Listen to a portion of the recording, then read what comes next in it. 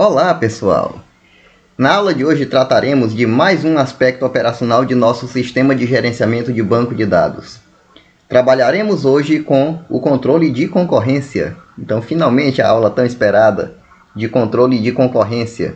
Já tratamos de transação, já tratamos de integridade.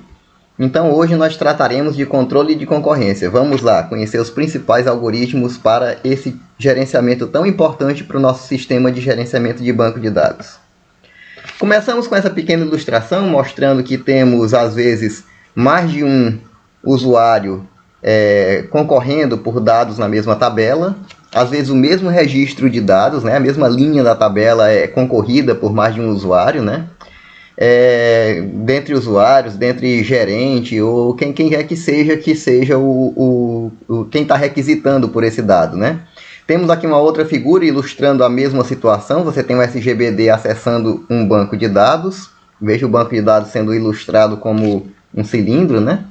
E você tem aqui o PC1, usuário 1, alterando o registro 1, e o PC2 do usuário 2, alterando o registro 1 também, né? Então, nesses casos, você vai ter que tomar alguma providência. O SGBD vai ter que tomar alguma providência para decidir quem pode, quem não pode, quem chegou primeiro, quem chegou depois. Ele vai ter que usar algum critério para decidir quem vai efetivamente ter acesso à operação desejada. Então, nós trabalharemos com técnicas baseadas em bloqueio e técnicas baseadas em marcador de tempo, né? Na nossa vida real tem alguma coisa parecida com isso, né? Quando você, por exemplo, vai pegar um livro na biblioteca, aquele livro fisicamente ele não pode ir para dois alunos diferentes, porque geralmente eles moram também em endereços diferentes, né? E quando moram no mesmo endereço, vai no nome de um dos dois, né? Então, é como se fosse um bloqueio. Você tem fisicamente um recurso que é bloqueado por alguém, e o outro alguém não vai ter acesso a ele. Então é mais ou menos essa a ideia do bloqueio. Já o timestamp é mais parecido com os seus documentos. Por exemplo, quando você nasce, alguém registra a data e a hora que você nasceu. Essa informação, a princípio irrelevante, ela vai fazer parte de documentos seus, como sua certidão de nascimento, que vai dar origem à sua cédula de identidade mais tarde. Então, esse documento ele vai registrar a data de seu nascimento e a hora de seu nascimento. É mais ou menos isso que acontece quando o banco de dados decide, ou quando ele é programado, né, para usar timestamp no gerenciamento de suas transações. Ao nascer cada transação, ele preenche lá uma espécie de certidão de nascimento dessa transação. Ou, como se diz na programação, ele carimba lá com o tempo. Pega o relógio do computador ali com data, hora, minuto, segundo e pá, carimba lá na transação, e aquela transação fica com aquela idade. E os algoritmos vão tomar decisões baseados nas idades das transações, tá certo? E é isso que a gente vai ver agora. Como é que a gente gerencia concorrências em banco de dados pelo mesmo dado, né? E toma decisões de quem pode e quem não pode. Então, começando com bloqueio, né? A primeira forma de bloquear alguma coisa é o bloqueio binário, né? Eu tenho aqui um objeto, eu estou usando esse objeto para alguma coisa, eu bloqueio ele, ninguém mais pega ele. Então, tanto faz se eu estou lendo, se eu estou gravando, se eu estou alterando, apagando, ele é só meu, tá certo? Então, veja que eu não favoreço muito a concorrência.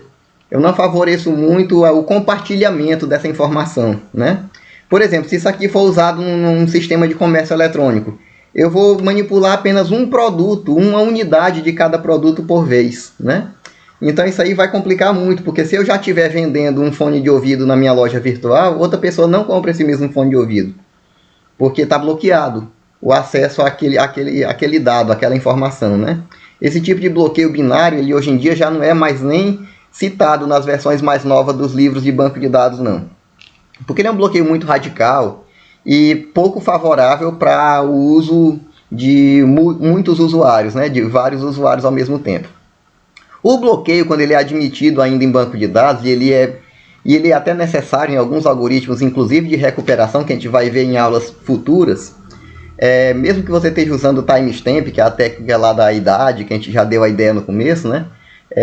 Nesses cenários, o bloqueio múltiplo ainda é usado em caso de falha do banco de dados, né? Aí o bloqueio múltiplo é ativado por um tempo, enquanto o banco de dados se recupera. Aí depois ele volta a trabalhar novamente com o timestamp, né, com marcação de tempo. Então o bloqueio do modo múltiplo ele é um pouco mais elaborado, ele é um pouco mais evoluído do que o primeiro, né? Ele bloqueia de forma compartilhada, é como quem diz assim, olha, eu peguei esse livro aqui, eu estou lendo, aí chama o colega aqui que quer ler também, olha, bora ler junto aqui esse capítulo aqui do livro. Aí os dois leem junto ali, compartilham aquele bloqueio, né? É claro que o resto da galera da turma não vai ter acesso a esse, não vai ter amplo acesso a esse livro. Mas quem pudesse se juntar aqui à turma, né, para poder tentar ler, para poder enxergar aquela página ali, todo mundo vai ler aquela página do livro, né? Então, nesse caso, o bloqueio é compartilhado, é um bloqueio de leitura. Agora, se um de nós aqui quiser alterar o que está escrito no livro, né? Galera, agora vocês não vão olhar não, vamos para lá. O bloqueio agora é só meu. Aí, nesse caso, durante a gravação, o bloqueio é evoluído para um bloqueio exclusivo, semelhante ao binário anterior, né? Fica só um acessando, ou então ele se certifica que ninguém mais está vendo enquanto ele está gravando, né? Então isso aí é chamado incremento de lock, tá certo? É quando está todo mundo lendo ali, aí vixe, agora eu quero alterar. É aquela famosa situação que o usuário está aqui no sistema, acessando aqui uma consulta, aí tem um atalhozinho lá para fazer uma alteração, se for permitido para o usuário fazer alterações naquele item, né? Aí tem lá F6 para alterar. Aí o cara diz, a descrição desse produto aqui tá errada, não é isso aqui não. Esse negócio aqui é um mouse, não é um microfone não. Aí eu vou dar F6 bem aqui para alterar. Se for o modo de bloqueio, o sistema de banco de dados vai fazer o seguinte, quem é que está consultando isso? Ah, não tem ninguém consultando não? Pode. Aí bloqueia total, abre o campinho lá para o cara alterar, o update rola por trás, assim que o update grava, esse bloqueio é decrementado para leitura de novo, que o cara continua lendo. Aí o resto da galera, se quiser consultar, já vai consultar o nome novo do produto que o cara acabou de alterar ali no atalho que ele usou lá no sistema que foi programado para ele. Então, a gravação requer ainda um bloqueio radical, ainda um bloqueio total. Mas com isso a gente configura o bloqueio de modo múltiplo, né? Também conhecido como bloqueio compartilhado, que é o bloqueio que ainda é admitido na literatura de banco de dados até hoje, tá certo? Com a previsão também de incremento e decremento. O incremento, lembrando que está todo mundo lendo, aí de repente o cara percebe que está só, ele tem uma necessidade de gravar alguma coisa, aí ele incrementa para bloqueio total, que é o exclusivo, né? E depois desse bloqueio exclusivo incrementado, ele faz a operação ali e decrementa novamente para poder ficar disponível para todo mundo consultar. Porque existe uma variável associada a cada item de dados do banco de dados que conta quantas leituras estão ocorrendo nesse momento agora. Então, o modo de bloqueio múltiplo ele tem o bloqueio compartilhado, o bloqueio exclusivo, e no caso do bloqueio compartilhado tem a contagem de quantas leituras estão ocorrendo nesse momento. O aumento para exclusivo e o decremento só existe se essa variável for igual a 1. Ou seja, só o cara que está a fim de gravar está acessando e mais ninguém. No caso, se tiver mais alguém acessando, ele vai ter que aguardar esse mais alguém parar de acessar esse item, né? Pra liberar. Porque todo mundo que faz um bloqueio, em qualquer situação de bloqueio, tem que fazer também o desbloqueio. E somente quem bloqueia pode desbloquear. Então, se a transação, por algum motivo, falhou e ela estava bloqueando um dado, ela tem que se recuperar dessa falha, ela tem que desbloquear esse dado, e só então ela vai poder, digamos assim, esperar para executar em outra oportunidade, conforme eu já dei essa ideia para vocês em aulas anteriores. Então é responsabilidade de quem faz o bloqueio fazer o desbloqueio, porque senão seria muito fácil, né? Ah, eu sou uma transação mais cheirosa do que as outras, eu vou chegar lá e vou desbloquear tudo que eu preciso, quer dizer, eu vou estragar o trabalho de todo mundo para poder fazer o meu. É muito egoísmo de uma pessoa pensar assim, é muito egoísmo de uma transação ser programada dessa maneira. Então o sistema de gerenciamento de banco de dados ele não permite que uma transação que não tenha feito o bloqueio realize o desbloqueio de determinado dado, ok? Então nós temos o chamado protocolo de bloqueio de duas fases. Quando ele é implementado, ele usa o bloqueio do modo múltiplo e ele usa também o bloqueio com incrementos e decrementos de lock quando possível. Porém, ele trabalha de uma maneira muito mais engessada do que o bloqueio de modo múltiplo sem protocolo. Ele trabalha da seguinte forma. Ele diz assim, olha, eu vou dar um tempo aqui para todas as transações que forem escalonadas e testadas quanto à serializabilidade, né, realizarem seus bloqueios. Então vão logo pedindo aí o que é que vocês vão precisar para trabalhar, vão logo pedindo, porque eu vou dar um tempo aí para vocês fazerem isso.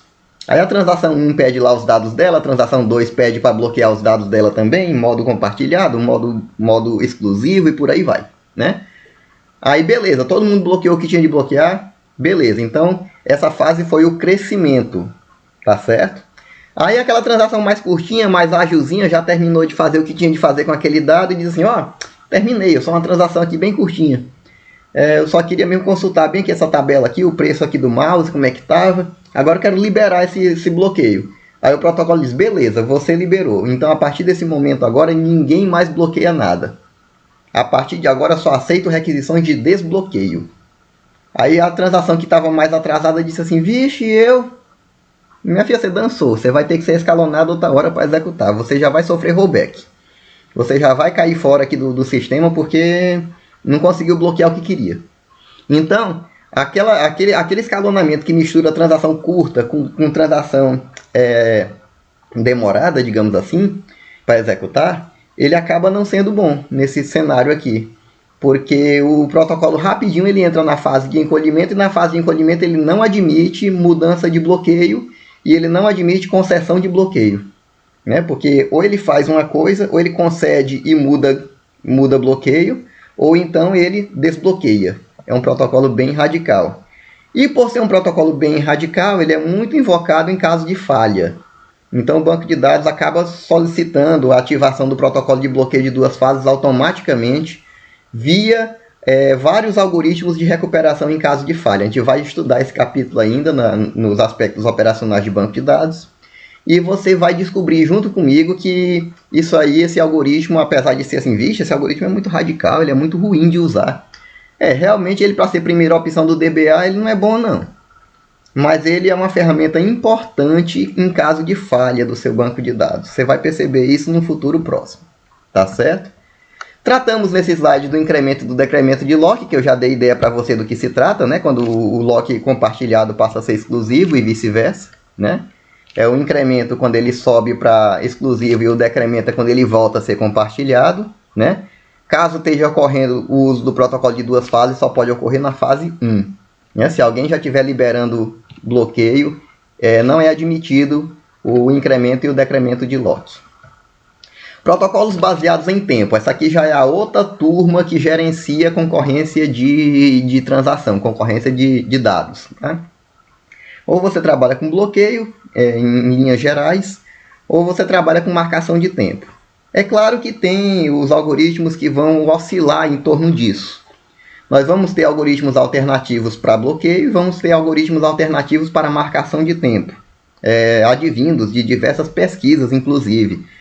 Qualquer um de vocês pode chegar a fazer um mestrado, um doutorado em banco de dados e propor, por exemplo, um algoritmo novo, baseado em marcação de tempo, para gerenciar a concorrência, né? Isso aí acontece, faz parte das pesquisas que a galera dispara por aí, né? Então o marcador de tempo ele nada mais é do que uma variável. Antigamente ele era uma variável crescente que tinha no banco de dados, né? Ele ia dizendo assim, o timestamp dessa transação é 2, da seguinte é 3, da seguinte é 4, né? Mas com o advento de relógios mais precisos na placa do computador e até mesmo com a popularização da internet com seus servidores de hora certa, né? Que a internet tem isso hoje, e praticamente todo o sistema operacional que se usa hoje em dia consulta a internet para acertar o relógio local do computador. Então o protocolo baseado em tempo deixou de ser uma utopia que tinha 30 anos atrás em banco de dados e passou a ser uma realidade bem prática por sinal. Porque hoje em dia eu posso confiar no relógio que tem aqui no meu notebook, você pode confiar no relógio do seu computador. Então, quando a gente está trabalhando aqui num sistema aqui da nossa empresa, aqui, que a gente está cada um em sua casa trabalhando, né? A gente confia na hora certa do nosso computador, até mesmo porque os navegadores de internet nem entram mais na internet se o teu relógio estiver atrasado, né? Você sabe bem disso. Eu tenho recebido muitos amigos na minha casa aqui, passei no portão, joga o computador aqui dentro, aí Ferri, dá um jeito aí, pelo amor de Deus. Meu computador não está acessando a internet. E 95% dos defeitos que está dando não é na placa de rede, não. Eu já recebi aqui uns 10 ou 12 amigos aqui em casa passando aí, deixando o computador para eu dar uma olhada, porque não está entrando na internet. E o defeito é aquela bateriazinha que mantém a hora certa do computador trabalhando, né? Aquela 2032 lá. Então a galera tem que acertar o relógio do computador manualmente, às vezes, para poder pegar sinal da rede, para poder acertar de novo via internet o relógio, para poder dar certo as operações que faz no trabalho, as conferências que participa e tal, porque a bateriazinha já esgotou, né, do computador. Como ele não estava usando o computador para trabalhar, não sabia disso. Então, nesse momento que você percebe que os sistemas hoje estão muito sincronizados em seus relógios. E isso foi uma boa para banco de dados, porque o protocolo baseado em tempo passou a ser uma realidade.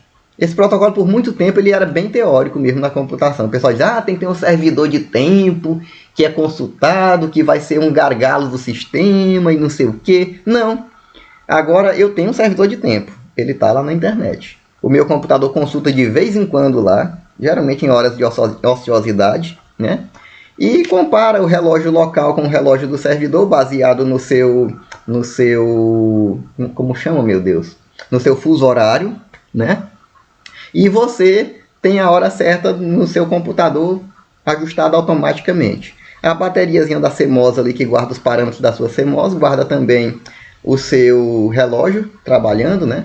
Eu até soube, através de conversas com alguns amigos que ainda hoje trabalham com manutenção, eu já não mexo mais com isso diretamente, né? Que alguns notebooks já usam a própria bateria principal dele para manter o relógio.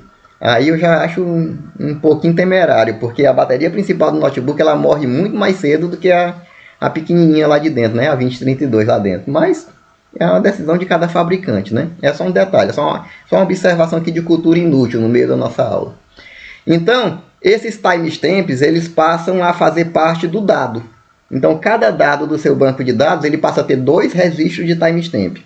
O timestamp, o carimbo de tempo da última transação que leu esse dado, e o timestamp da última transação que escreveu alguma coisa nesse dado, que alterou, que gravou alguma coisa nesse dado. E esses 2 valores passarão a ser comparados com o timestamp da transação que quer acessar esse dado. Aí o algoritmo vai ter respaldo, ele vai ter como tomar decisões para dizer pode ou não pode acessar o dado para leitura, pode ou não pode acessar o dado para gravação. Apenas comparando o que tiver de ser comparado. O timestamp da transação com o timestamp de leitura, por exemplo. O timestamp da transação com o timestamp de gravação daquele dado. Aí eu posso saber se eu estou acessando um dado que uma transação mais jovem já alterou. Então ele não deve ser uma versão do dado que não interessa para mim, né? Ou então eu estou querendo gravar um dado que alguma transação mais jovem está acessando. Então eu vou alterar um dado que tem gente processando ele mais nova do que eu. Vixe, rapaz, então eu vou complicar a vida dessa outra transação. Também não devo fazer isso. Então, os algoritmos vão tomar decisões de permitir ou não permitir certas operações baseadas na comparação de timestamps. Tá certo? Cada transação vai possuir o seu e cada dado vai ter 2, o de leitura e o de gravação. Então, nós vamos ter no funcionamento desse algoritmo o R timestamp, que é o timestamp de leitura, o W timestamp, que é o de gravação, e eles são atualizados pelos algoritmos de uso de timestamp. Tá certo? Então, nós temos aqui uma ordenação de timestamp para leitura. Então, imagine que um dado Q esteja sendo lido por uma transação TI, que vai ter o seu timestamp também, né? Esse dado vai ter 2 timestamps, de leitura e de gravação, e essa transação vai ter seu próprio timestamp, porque cada um tem sua data de nascimento, né? Então, cada um está lá com a sua identidadezinha na mão, com sua data de nascimento, né? No caso, o dado ele tem 2, né? Ele tem o de quem gravou e de quem escreveu. De quem gravou, perdão, e de quem leu, tá certo? Então, temos aqui o nosso pequeno algoritmo aqui para ordenação de timestamp. Se o timestamp da transação durante a leitura for menor do que o da escrita, é uma tentativa de leitura de um dado atualizado por uma transação mais nova. Então, provavelmente, meu filho, no tempo dessa transação aí, ela queria ler outro dado diferente desse que está aí, porque o dado foi atualizado. Então, não faz sentido eu entregar esse dado para essa transação processar, porque ela vai processar um valor que não era esperado no tempo que ela começou a ser disparada. Tá certo? Então, é melhor essa transação não executar. Se o timestamp da transação for maior ou igual ao timestamp de escrita, a leitura é feita e o timestamp de leitura é atualizado, recebendo maior valor entre o timestamp da transação e o que já tem lá. Então, sempre fica o timestamp mais recente registrando que houve uma leitura naquele dado, né? Como a operação aqui geral é de leitura, a leitura só é negada se o timestamp de escrita for mais recente, tá certo? Lembrando que o tempo sempre vai crescendo, né? Quem já fez algum sistema com subtração ou com operação matemática em cima de data sabe disso, né? Que geralmente a gente converte a data gregoriana, que é esse calendário que a gente usa, para a data juliana, que é uma linha real de data, né? E a gente pode operar aí multiplicações, subtrações, adições de dias, né? E tudo mais. Dias, minutos e tal, horas e tal. Então, de certa forma, o banco de dados ele também vai comparar isso. E o timestamp ele tá numa linha crescente aí de tempo, né? O tempo está numa linha crescente. Então, sempre que for registrado uma comparação dessa e o timestamp de escrita for maior do que o da transação, o dado está recente demais para essa transação. Mas se o timestamp da transação for maior ou igual ao de escrita, aí pode. Porque a transação está querendo ler uma coisa que é do tempo dela, né? Ou anterior a ela. Então, tá valendo, tá podendo. Agora imagine que a operação da transação seja de gravação, ela quer alterar esse dado. Aí vamos fazer outras comparações, né? O timestamp da transação menor do que o timestamp de leitura. Vixe, rapaz, então tem uma transação bem novinha aí, mais nova do que eu, que já está lendo esse valor que já está no banco. E ela está processando esse valor aí para fazer alguma coisa. Ela está mostrando para o usuário, ela está operando ele em alguma fórmula matemática, sei lá. Então, essa gravação não é interessante, não. Porque vai que eu altero esse valor e depois gera uma inconsistência maior no sistema, né? Então, nesse caso, a transação vai sofrer rollback, porque não é o caso dela conseguir gravar, não, porque alguém mais nova já está lendo. Aí você pergunta assim, professor, mas não vai passar o resto da vida essa transação aqui envelhecendo cada vez mais? E sempre que comparar com esse fulano aqui que fez a leitura, sempre vai dar que ela é mais velha? Pois é. E ela sempre vai sofrer rollback nesse ponto bem aqui do algoritmo? Vai, né? Professor, isso aí não vai gerar um inchaço na fila de prontos do meu SGBD, não? Vai. Para isso, tem um algoritmo que vai resolver esse problema. Não se preocupe. Por enquanto, o nosso algoritmo base é esse aqui. Mas ele gera esse efeito colateral, digamos assim. Mas esse efeito colateral tem remédio. Ele foi detectado por um pesquisador da área de banco de dados e o cara propôs um algoritmo para resolver isso. Então é isso aí que é o bonito da ciência, né? Que a negada vai descobrindo como é que resolve defeitos, como é que resolve problemas que acontecem nas soluções que já existem, né? Então o segundo passo do nosso algoritmo compara o timestamp da transação com o timestamp de escrita. Então eu estou querendo escrever, mas alguém mais novo do que eu já escreveu. Eita, rapaz, de novo. Cheguei atrás, rapaz, uma transação muito retardada mesmo. Eu cheguei querendo escrever e alguém mais novo que eu já escreveu. Isso aí é o usuário que não tem paciência, cara. Ele manda dar aquele comando de update ali, aí vê que o update não aconteceu. Aí, droga, deu erro. Aí manda de novo. Esse de novo dele, às vezes por uma razão de escalonamento qualquer lá no servidor, é executado. Aí o timestamp chega lá bem mais jovem do que o outro, né? Que você sabe que 1 milionésimo de segundo no computador é bem mais jovem, né? Então chega lá mais jovem, o cara executa, e quando o outro fica lá, a primeira tentativa do usuário fica lá só inchando o teu servidor, né? Porque vai tentar, vai sofrer rollback, vai tentar, vai sofrer rollback, tá? Então, se não acontecer esse primeiro caso e não acontecer esse segundo caso, a gravação é permitida e o timestamp de escrita do dado é atualizado com o valor de timestamp da transação, ok? Então, isso aí é o protocolo de ordenação para escrita. Agora, algumas notas importantes sobre o uso de timestamp. O protocolo baseado em timestamp não ordena transações em cascata. Ou seja, eu não tenho como saber que, pela própria natureza do escalonamento que acontece das transações, eu não tenho como garantir que as transações vão estar em fila, bonitinha, fila indiana ali de idade, não.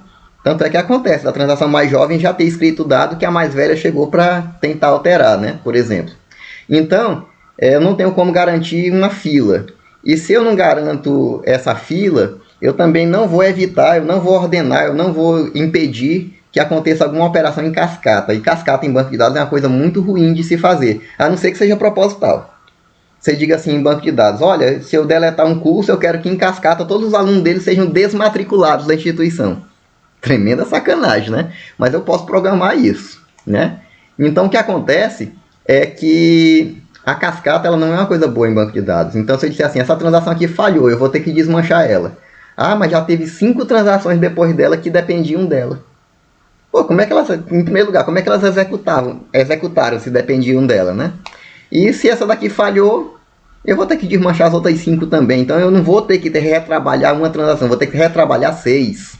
É um absurdo, né? Mas a cascata é evitável em banco de dados por esse motivo, né? A recuperação, caso seja necessária, é favorecida. A gente vai ver os algoritmos de recuperação mais tarde. Por enquanto, é puro ato de fé que vocês vão aceitar que a recuperação é favorecida caso você use timestamp. As escritas são atômicas, quer dizer, no momento da escrita ninguém mais acessa aquele dado, né? Não precisa bloquear. Mas nada mais acontece no banco no momento da escrita quando o algoritmo de timestamp está em uso, né? Para evitar a corrupção do dado, para evitar a perda da consistência, tá certo? Então, nota-se que esse protocolo é mais elaborado do que qualquer bloqueio visto anteriormente. Agora, nós temos uma coisa importantíssima para estudar. Esse sujeito bem aí, a gente deveria fazer uma homenagem a ele, o Thomas, né? O sobrenome do Thomas, sinceramente, não lembro nesse momento agora não, mas eu já vi em algum lugar. Não é Thomas Edison não, não é o cara da lâmpada não. Mas o Thomas, ele escreveu a sua regra de write. Olha só que coisa interessante.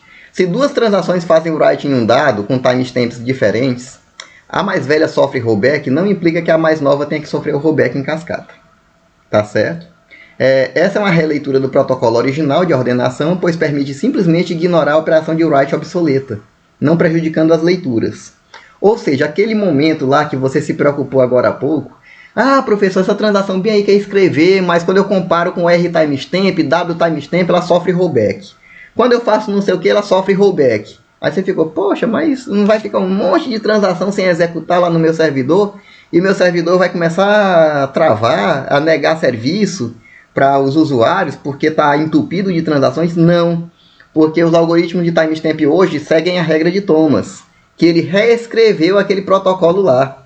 Então a regra de write de Thomas, ela tem uma pequena modificação lá que resolve o nosso problema da transação ficar inchando tudo. Veja só que coisa legal.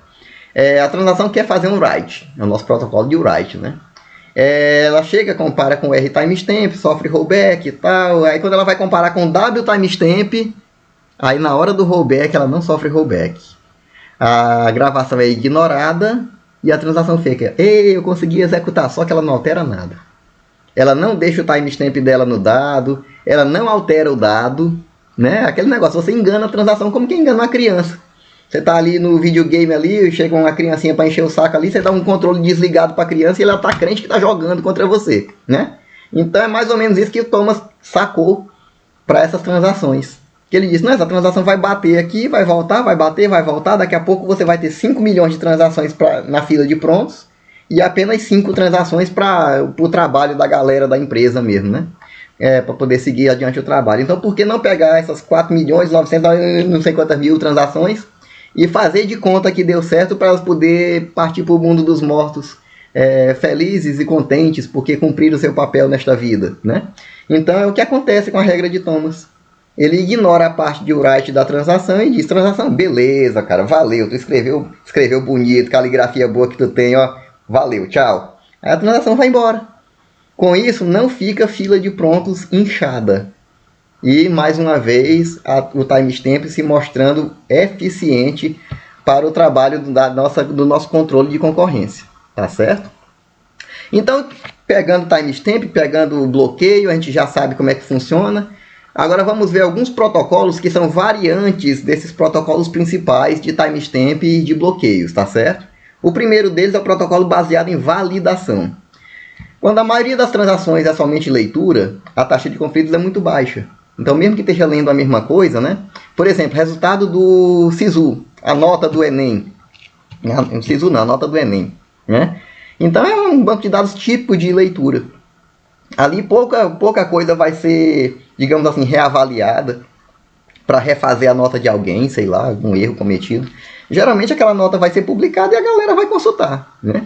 O aluno que tiver sua senha vai entrar lá e vai consultar. A escola que tiver a sua senha vai entrar lá e vai ver o ranqueamento, alguma coisa assim, sei lá. Então, Quando a maioria das transações é de leitura, a taxa de conflito é baixa. Então podemos ativar o protocolo baseado em validação para controle de concorrência. Tá certo? Porque executar esse banco de dados sem controle nenhum de concorrência vai levar ele a dar defeito. Ele vai dar problema. Vai que você tem sua senha, seu pai também tem, não sei quem da sua casa também tem sua senha. 3, 4 pessoas estão consultando a sua nota ao mesmo tempo. Isso aí pode gerar um problemaço no banco de dados. Então, para tal finalidade, existe um protocolo apenas de monitoramento de consultas, que é esse baseado em validação. Então, ele é um protocolo que ele tem a fase de leitura, que executa a leitura da transação para variáveis locais e temporárias. Ele copia o dado para não ficar mexendo lá na tabela, né? Ele valida seriação e outras coisas mais dessas requisições que chegaram para acessar esse dado, né? E tendo sucesso, em casos raros que é preciso atualizar alguma coisa lá no banco, ele compromissa no banco de dados as alterações que foram feitas. Quer dizer, essa fase número 3, ela raramente é executada nesse protocolo. Geralmente, quando ela vai ser executada, não tem o que fazer. Porque, como ele é um banco de dados essencialmente de leitura, então fica o tempo todo a galera puxando os dados para variáveis locais e temporárias, que às vezes são criadas no próprio navegador do seu computador, né? Se for o caso de usar esse protocolo, lá no... Não sei, eu não estou afirmando que o Mac usa esse protocolo, mas se for o caso, ele vai operar dessa forma. Ele vai criar uma variável local aqui para você, vai trazer o dado copiado para ela e você vai ficar olhando aqui para a cara dele quantas milhões de vezes quiser. Tá certo? E lá, ninguém mexe no banco. O banco vai ficar de boas. Tá certo? Muito melhor do que ficar você dando F5 aqui e entrando no banco lá toda hora. Né? Aí pode dar problema lá no seu banco. Tá certo? Então, nesse caso, esse protocolo é usado neste cenário. Ah, professor, só existe esse negócio aí do Enem, por exemplo? Não. Tem um monte de banco de dados aí que é mais leitura do que alteração. Imagina aí o correio com banco de dados de CEP. Eu não tenho ideia como é que é a atualização de CEP de rua, de bairro, de condomínio lá no correio. Mas acredito eu que não é feito assim toda hora, todo dia, não. Deve ser um evento.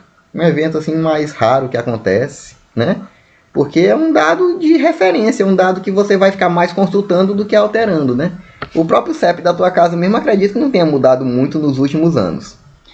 Ao longo de toda a minha vida de CEP de 5, 6, 8 dígitos, né? Parece que o CEP atual do Brasil são 8 dígitos. Eu ainda me lembro do tempo que eram 5 dígitos apenas. Onde Teresina inteira tinha um CEP só que era 64 mil. Mas nesse tempo aí não tinha essa facilidade de você chegar a uma rua, de você chegar a um condomínio através de um único CEP, né? Nesse tempo aí você tinha um CEP que você chegava em Teresina toda. Aí você tinha que ir atrás do resto do endereço para poder chegar no local lá do destino, né? Mas aí quando criaram, eu me lembro que no final da década de 80 do século 20 criaram esse CEP novo, que é por rua, que é por localidade, né? Aí você já sabe que a Universidade Federal do Piauí, campus da Ininga, tem um CEP próprio. Você sabe que o condomínio, sei lá, Santa Marta, não sei se é o caso, mas ele deve ter um CEP próprio, né? E por aí vai. Então, o Correio já destina a determinado condomínio, já destina a determinado bairro, determinada rua, um CEP próprio. Então, nesse caso, eu acredito que isso aí nos dias de hoje não mude assim toda hora, não. Então, seria uma boa usar esse protocolo que a gente viu aqui, baseado em validação, tá certo? A validação ela executa com o Start, Validation e Finish, né, que são as três fases que a gente está vendo aqui, né? E executa sempre dessa forma, priorizando leituras, tá certo? Temos o detalhamento aqui do protocolo na base do algoritmo, que você poderá ler com calma, na versão PDF disponibilizada dessa aula, né? Que você vai ter a comparação lá de duas transações, TI e TJ. Ele até ajuda no teste de serializabilidade do escalonamento das transações, que é, como eu falei, um relógiozinho, né, cheio de engrenagem. Então o escalonamento está aqui numa engrenagem, o controle de concorrência está aqui na outra engrenagem, a recuperação está aqui em outra. Então cada um faz o seu trabalho cooperando com o trabalho do outro, né? Então esse algoritmo ele interage lá com o controle de escalonamento, né? Para testar também a seriabilidade da transação e verifica o conjunto de dados lidos e acessados por cada transação. Em caso de interseção, verifica se já terminou uma para poder começar a outra. Coloca mais ou menos em posicionamento que não interfira o acesso de dados de uma transação pela outra. Tá certo? Também poderemos ter como opção trabalhar com o protocolo das múltiplas versões, que é outra opção de protocolo de gerenciamento, tá certo? Ela se destina a manter várias versões do dado e algumas transações podem acessar cópias diferentes desse mesmo dado, sabendo que esse dado deve ser sincronizado o tempo todo, né? Então, se alguém tem permissão de alterar e altera a cópia principal do dado, digamos assim, as cópias satélite dele, as cópias auxiliares, devem ser atualizadas também, tá certo? Automaticamente pelo sistema. Isso aí gera um problema computacional, né? De gerenciamento de versão do dado, né? E as transações concorrentes, elas podem cada uma acessar uma cópia diferente do dado e fica aquele negócio de cada uma pensa que está sozinha com o dado. O problema é se cada um alterar o dado, né? Que aí depois você vai ter que dizer assim, e agora? Qual é a mais cheirosa do que a outra aí, para poder guardar o dado da mais cheirosa, né? Então tem que haver algum critério para poder dizer qual é o valor que vai ficar caso todo mundo altere. Mas isso aí é uma coisa tão esporádica que é muito difícil de acontecer. E também, se chegar a acontecer, o DBA pode desativar esse protocolo e optar por outro, né? Tem essa situação também. Então pode ser usado bloqueio de modo múltiplo, tá certo? Ou timestamp. A vantagem desse protocolo é esse. Eu vou ativar aqui múltiplas versões aqui no meu servidor. Aí você quer múltiplas versões com bloqueio ou quer múltiplas versões com timestamp? Tem as duas opções lá, versão 1, versão 2, sei lá, alguma coisa parecida com isso. Conflitos de versão são tratados com algoritmo de ordenação. Então ele vai lá comparar quem chegou primeiro, né? Uma transação, como eu falei, uma transação alterou uma cópia, outra transação alterou outra cópia. E aí? Quem é que vai ficar? Aí vai ter que ver qual é a transação que alterou por último, para ficar, de repente, aquela do por último foi a última tentativa que o usuário fez de alterar o dado, realmente, por aí vai, né? Nós temos uma outra situação, agora já falando de outra situação que envolve também concorrência, mas não necessariamente o gerenciamento da concorrência, e sim agora um problema de concorrência, que é o deadlock, que é um conceito bem popular na computação, para sistemas operacionais, para banco de dados, para redes, para um monte de coisa da computação realmente. O que é o deadlock? O deadlock é o seguinte, eu sou um cara que precisa para o meu trabalho, nesse momento agora, de duas ferramentas, né? E tem um colega de trabalho, muito mal educado por sinal, que não se cheira muito comigo, que também precisa das mesmas duas ferramentas para trabalhar. Eu capturo logo uma ferramenta aqui para mim e digo, eu já estou de posse aqui do mouse, mas eu quero o mouse e o controle remoto para trabalhar. Aí peguei o mouse. Aí o cara viu que eu peguei o mouse, ele já pegou logo o controle remoto, porque ele precisa fazer um serviço semelhante ao meu, né? Aí eu fico, meu irmão, me arranja esse controle aí, que eu termino logo meu serviço, aí eu libero o mouse e o controle para ti. Ele, de jeito nenhum. Eu sou um cara mal educado, tu sabe disso, e eu quero ter o mouse. Aí eu fico, assim não dá, porque como é que eu vou trabalhar se eu preciso do recurso que você tem? Aí ele, pois tá, pra mim também não dá não, cara, porque eu preciso do recurso que você tem também. Aí fica nesse impasse, tá? Isso aí é um deadlock na computação, tá certo? Então, quando você tem uma situação dessa envolvendo dados do banco de dados, envolvendo recursos de rede, envolvendo recursos de hardware ou de software da máquina, que no caso o sistema operacional é que vai sofrer com esse deadlock nessa situação, você tem configurado um problema de deadlock. Aí você tem duas opções no seu sistema. Ou você roda um algoritmo que previna que isso não aconteça, já tipo uma espécie de, sei lá, de chefe de almoxerifado, que vai, tu vai precisar dessa ferramenta e dessa? Pô, então pegue, trabalhe logo. Mas eu também... Não, espere, porque só tenho essas ferramentas aqui. Quando o cara lá terminar, ele devolve e eu lhe dou as ferramentas. Então, esse algoritmo de prevenção vai ser uma espécie de gerente de almoxerifado. Ou então, um que resolva, que é uma espécie de pai que chega e interfere numa briga de filhos. Os meninos estão brigando ali pelo mesmo brinquedo, né? Que isso aí também acontece entre irmãos, né?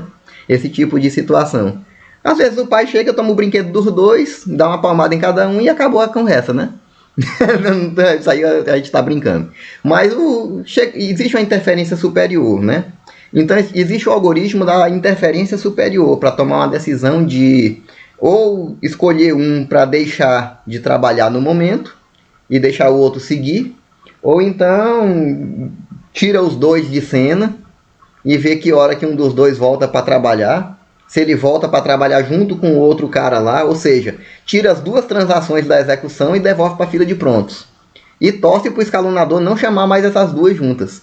Chamar uma misturada com outra que não precisa desse dado.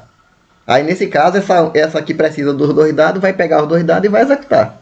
Tá certo? Então o algoritmo de solução de deadlock ele trabalha ou de uma forma ou de outra. Ou ele tira apenas uma das transações da execução, e a outra obviamente vai conseguir os dados que quer e terminar de executar. E quando essa uma que for tirada vai voltar, não vai ter mais aquela concorrente dela e vai também executar por sua vez, né? Ou então ele tira as duas. Só que tirar as duas é meio arriscado porque pode ser que as duas voltem juntas e dê de novo deadlock, né? Então nós temos aqui os dois algoritmos que eu estava falando para vocês, o ERIDA e o WAND-WAIT. Eles já são detalhados nas aulas de sistemas operacionais. Quem tiver com a disciplina em paralelo, ou quem tiver já pago essa disciplina recentemente vai lembrar disso. É o mesmo algoritmo. Só que lá fala processo e aqui a gente fala transação, né? O algoritmo é o mesmo, né?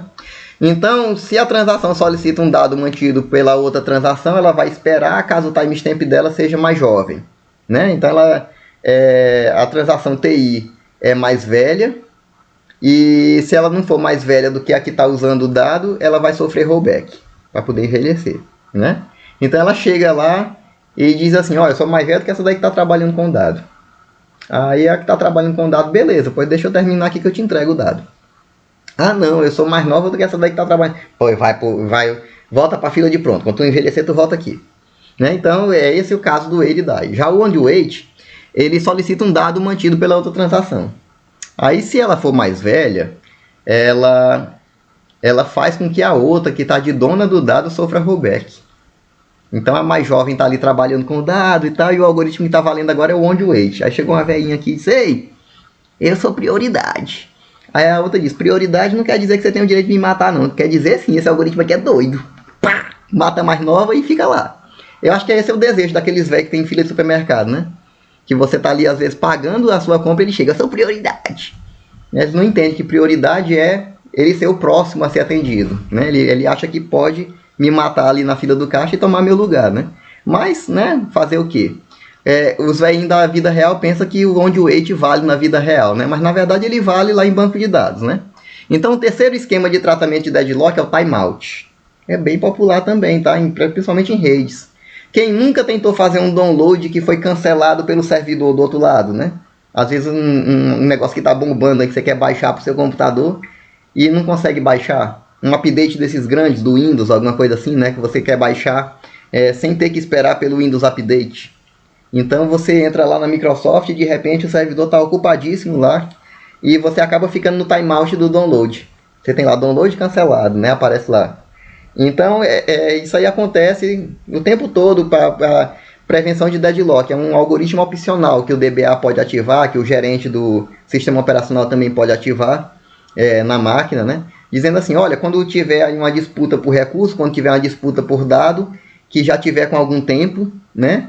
Aí, quando atingir esse tempo, nega o acesso aí para esses dois aí, para ver se eles criam vergonha e depois eles voltam cooperando aí um com o outro, né? Então, as transações sofrem reversão ao atingir determinado tempo de espera, uma pela outra. Então, com isso, resolve também o deadlock, né? Acaba a briga pelo recurso, acaba a briga pelo brinquedo lá, que é o dado, né? O deadlock ele pode ser detectado por diversos algoritmos, né? O mais popular é o do grafo. Novamente o grafo nos perseguindo aqui, né? Teve a história já do grafo para testar a serializabilidade de transação. Agora temos o grafo para testar o deadlock. Ah, transação, tu quer 2 dados? Ah, outra transação, você também quer 2 dados? Você conseguiu os 2 dados que você queria? Deixa eu fazer aqui um grafo. Uma bolinha para cada dado que você quer, uma bolinha para cada dado que você quer. Você tem esse dado, uma aresta.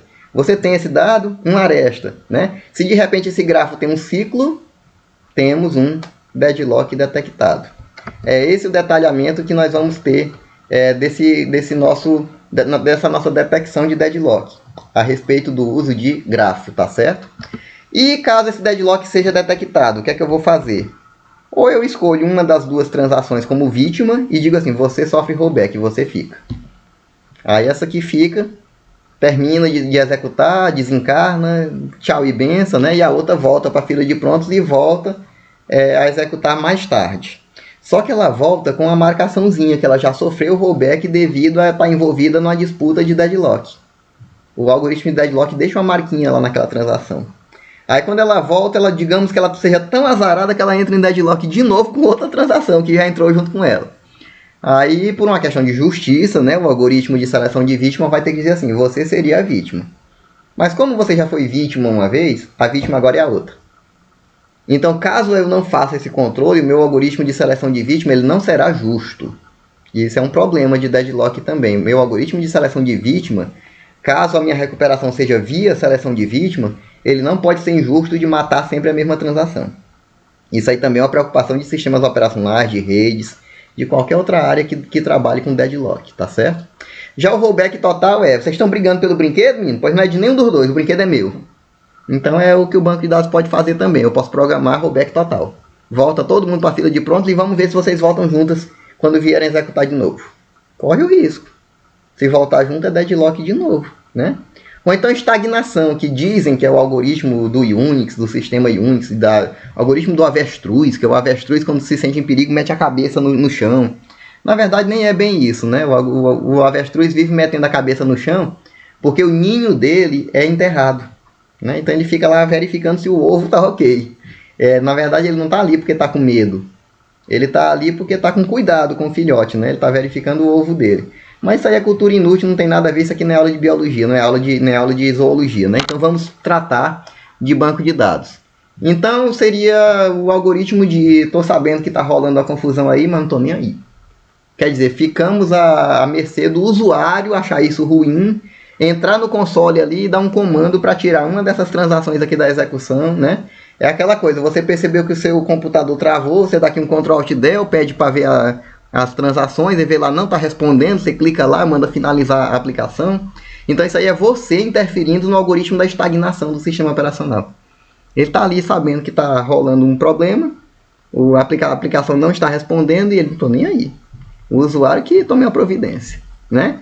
Aí você vai lá no Ctrl+Alt+Del, lá no seu Windows, sei lá, e manda eliminar uma dessas transações, lá, uma dessas operações, um desses processos que está dando errado lá no seu computador.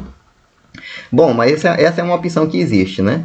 E finalmente nós temos para fechar essa aula de controle de concorrência o chamado fenômeno fantasma. Ele ocorre quando você trabalha com timestamp.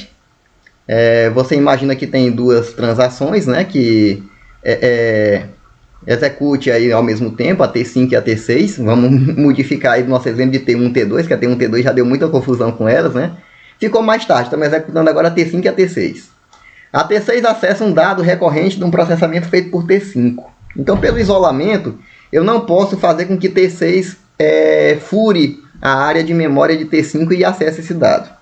T5 terminou, T6 acessou o dado, mas em um controle de concorrência não seria detectado problema nenhum em questão de uma executar um pouco antes da outra, né? Vai que o dado do T5 é um update, não um insert. Então, de certa forma, existe uma versão antiga desse dado já no sistema para que T6 acesse. Mas não interessa. Digamos que T6 esteja interessado no dado já feito o update por T5.